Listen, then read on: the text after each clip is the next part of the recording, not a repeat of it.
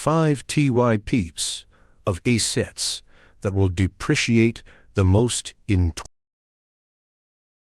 Which 5 assets will depreciate the most in 2025? Imagine I told you today that in 2025, types of assets will face a significant decline and severe depreciation. What would you think? Most people's first instinct would likely be to identify those assets and check if they own any. If they don't, they might assume it doesn't affect them. And for those who own no assets at all, it surely wouldn't matter, right? I chuckle because you might believe that knowing an asset will rise in value is more meaningful to each person. Perhaps knowing it will drop holds even greater significance. Greetings, dear viewers and friends of FortuneCraft. I don't understand why so many people think you can only profit when asset prices increase. Can't you also make money when they fall? Suppose you know for certain that a city house, once valued at $1 million, will drop to $500,000 in 2025. You also know that in 2025, the Vietnamese dong will surely weaken while the US dollar surges. Would you just stand there, breathing the air, doing nothing? What could you do? For example, sell your house for 25 billion Vietnamese dong, then convert that into $1 million. When the dong loses half its value, your $1 million could be exchanged for 50 billion dong. At that point, you've gained an extra 25 billion dong. And if the house you sold still holds a value of 25 billion dong, you now have 50 billion dong, essentially acquiring an extra house. This means that if you're certain the dong will depreciate, you could convert it to dollars, hold them until the dong weakens, then use those stronger dollars to buy back dong. You might think this sounds absurd or impossible. But let me share a story. In 2011, many Japanese people emigrated to the US. After renting homes there for a few years, they realized the country wasn't right for them and decided to return to Japan by 2025. By then, they'd find their assets had at least doubled in value. Why? Because when they left, they converted their yen into dollars. And now the dollar to yen exchange rate has indeed doubled. For us, it's the same. Whether asset prices rise or fall, there's always a way to profit. In fact, Warren Buffett made his greatest gains during the financial crisis. Lai Ka-shing became Asia's richest man when Hong Kong's property prices crashed, wiping out countless fortunes. Why? Because when asset prices climb, it's like scaling a mountain. Overcoming resistance takes effort. Reaching the peak might take 3 hours, but descending could take just 1 hour, or even minutes if you jump. For instance, the Dow Jones Index took 3 years under Trump to rise 49%, but in 2020, it dropped 49% in just 1 month. This means if you shorted the market during that crash, you could earn in 1 month what took 3 years to gain in an uptrend. Moreover, if you know a house worth $1 million will rise to $2 million, that's irrelevant to many, because they can't afford it. But if you know a $1 million house will fall to $500,000, and you can buy it then, suddenly purchasing a home becomes feasible. When your mindset and perspective shift, you'll realize that in 2025, whether it's good or bad news, it can become a golden opportunity. This isn't blind optimism. It's because when bad news strikes and asset prices plummet, that's when we have the most chances to profit. Remember the saying, one general's success is built on 10,000 bones. It's been true since ancient times. Whether you accept it or not, doesn't matter. You'll have to face it. Your only choice is whether to be the general or one of the bones.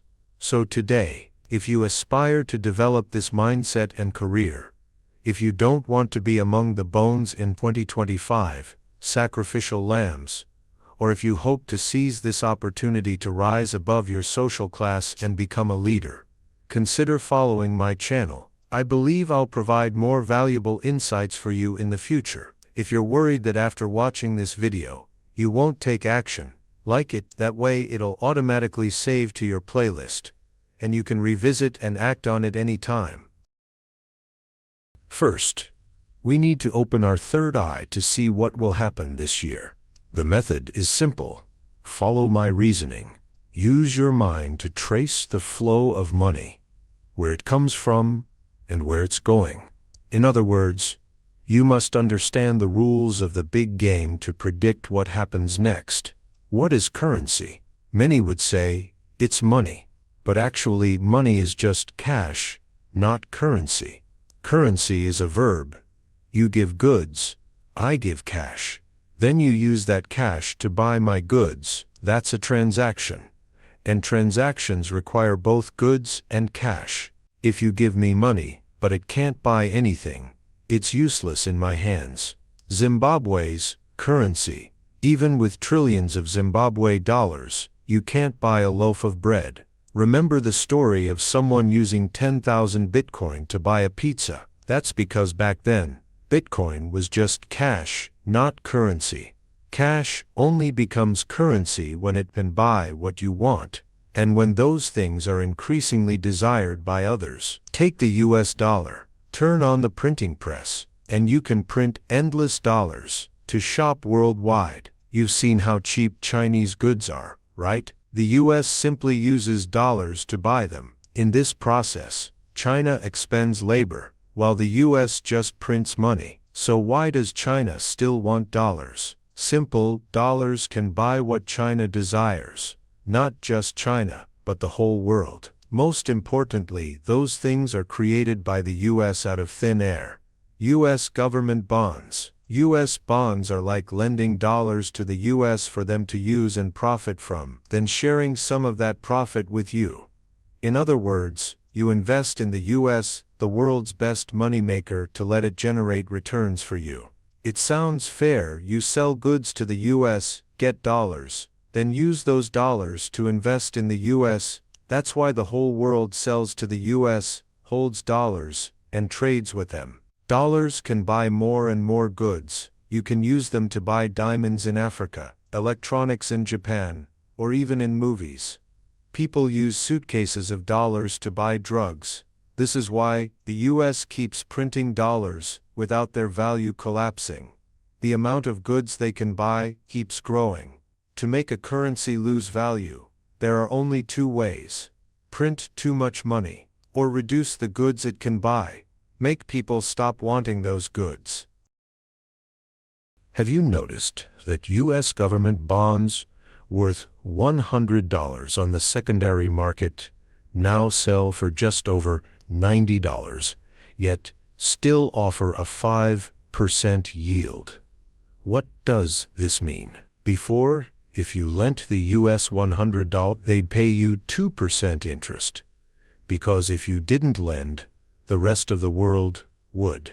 If you lend $100, they pay you 5% directly, and you don't even need to lend the full $100, just 93s, and they'll still calculate 5%. What does this tell you?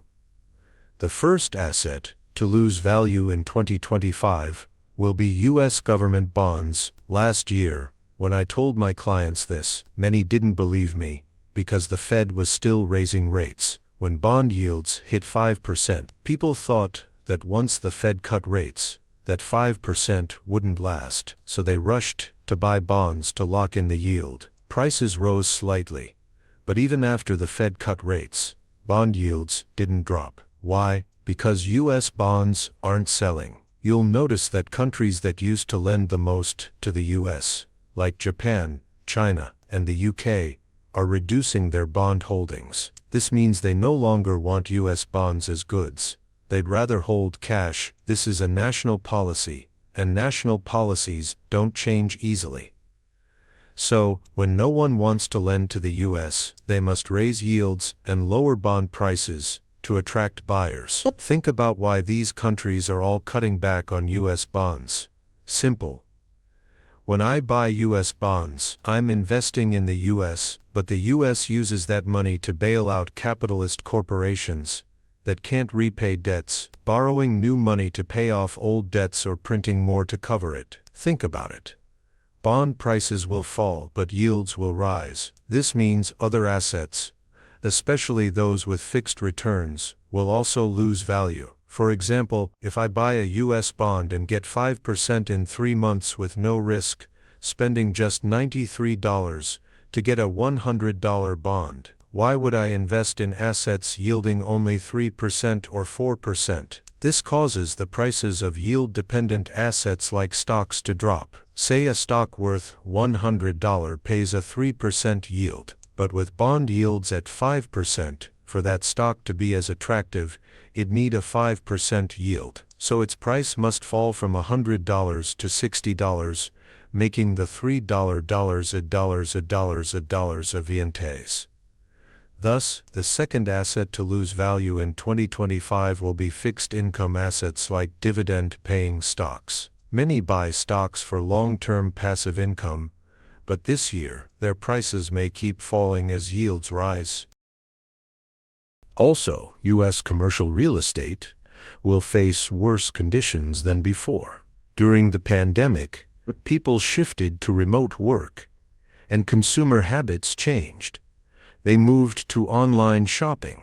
So, in the U.S., both offices and stores are hard to rent out. This has led to sharp declines in both sale and rental prices for commercial real estate. It could spark the next financial crisis. Buyers of commercial properties are usually big investors, not small retail buyers. Most owners borrowed from banks, and now, with no tenants or buyers, many can't repay loans, defaulting and handing properties back to banks. Meanwhile, banks hold tons of U.S. bonds. When both commercial real estate and bonds lose value, what happens to banks? This is why Warren Buffett sold his U.S. bank stocks. But here's what I want to emphasize. Do you know where money is flowing now? Pay attention. Before, I used dollars to buy goods from China.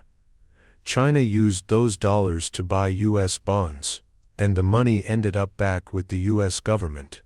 Now bonds aren't selling, creating a problem. There's currency, but no corresponding goods. It's like I said earlier, 10,000 Bitcoin for a pizza. Holding dollars that can't buy anything is pointless. So the U.S. needs a new good to keep dollars circulating. You'll see them constantly tweaking job numbers to show high growth, implying that while the global economy weakens, the U.S. is strong. Why? They want to sell you a new good U.S. stocks. They say worried bonds won't pay. Don't be, you can invest in stocks. The U.S. economy is great and stock prices will rise. Here's the catch. Where's the money flowing? Before, the good was bonds and money returned to the government. Now it's stocks and money flows to capitalists. Look at Warren Buffett, Mark Zuckerberg, or Bill Gates. They're all selling stocks. People say Buffett's holding a record amount of cash, but few ask how he got it. It's because money flowed to him. Otherwise, where'd that cash come from? The stock market's role isn't to create wealth.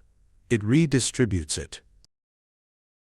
Currently, the U.S. government runs a $2 trillion annual deficit, spending $2 trillion more than it collects. That means money mainly flows to capitalists, while the government lacks funds.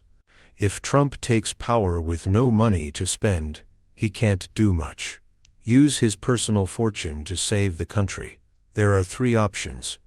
Increase revenue, hard to do significantly, crash the stock market, to redirect money back to bonds. But even if no one buys stocks, will they buy bonds? Or the most direct, commonly used method, print more money and lend to itself. That's expanding the balance sheet.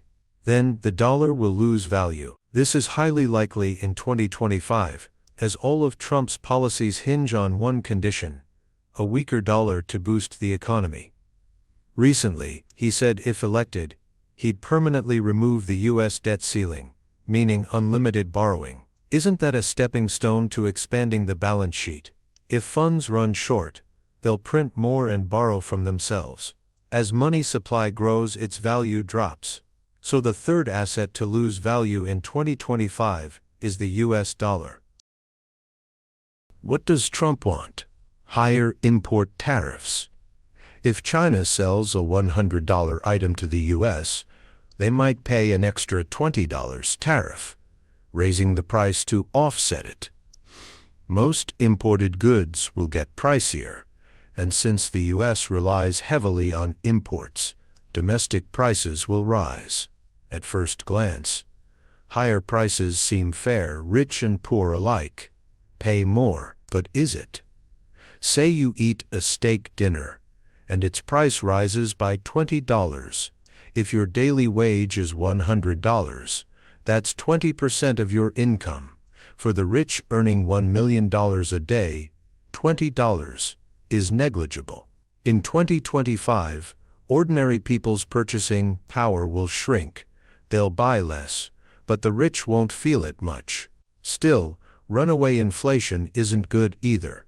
What about the Russia-Ukraine war in 2025? War costs a fortune.